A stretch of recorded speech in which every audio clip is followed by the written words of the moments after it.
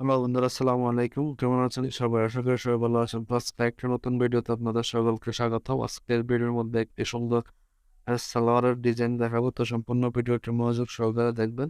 তো চলুন ভিডিওটি শুরু করি। তো প্রথম একটা কাপড় নিলাম আমি, এটা 2.5 ইঞ্চি চওড়া, হচ্ছে পায়ে নিচে কুচি দেওয়ার জন্য।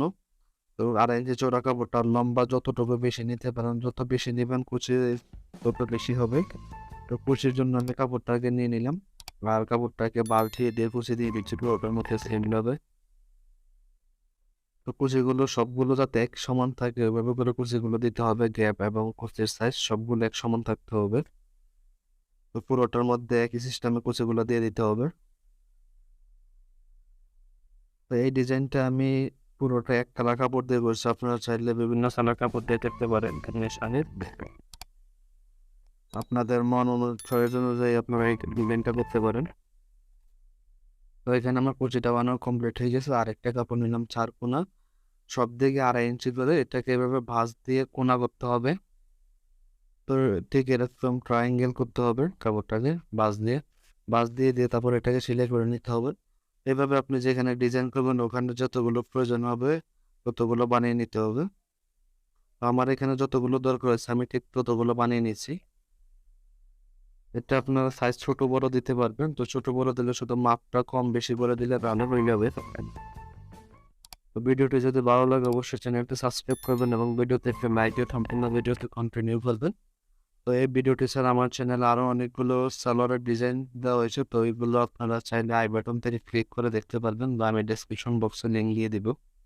তো আমার এখানে ডিজাইনগুলো করা হয়ে গেছে।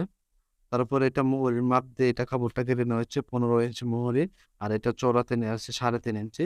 এটার মধ্যে নিচে একদিকে আপনার কুচি যে কাপড়টা দিয়েছিলাম ওই কাপড়টা সুইং করে নেব। তো এখানে কুচির কাপড়টা নিলাম, তারপর ওইটা স্টেমকে মারিকার কাপড় লাগবে 2টা। কুচির কাপড়টা মাঝখানে রেখে 3টা কাপড় একসাথে সুইং করে দিতে হবে। মোহরির মাপে 2টা কাপড় কেটে নিতে হবে। তো এবার কুচিটা মাঝখানে দিয়ে সেলাই করে দেওয়ার পরে দেখতে ঠিক এরকম হবে। তারপরে উপরে একটা 1/4 স্টিচ করে দিতে হবে।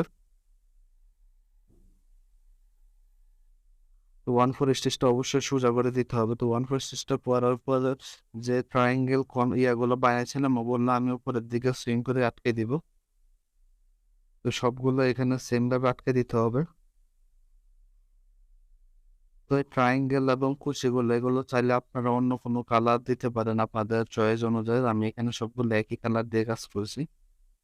তো লাগানোর পরে ঠিক এরকম হবে। তারপরে হচ্ছে আমার উপরে যে বডি যেটা আছে ওইটা সুইং করতে হবে। তো এটা আপনার চাইলে সালোয়ারের পায়ের মোহরিতে এবং জামার হাতার মোহরের মধ্যে 2 জায়গার মধ্যে বিভক্ত করতে পারেন। সুন্দর একটি ডিজাইন। তো উপরে বডিটা সুইং করার পরে একটা 1/4 স্টিচ করে দিতে হবে। তো করার পরে ডিজাইনটা দেখতে ঠিক এরকম হবে।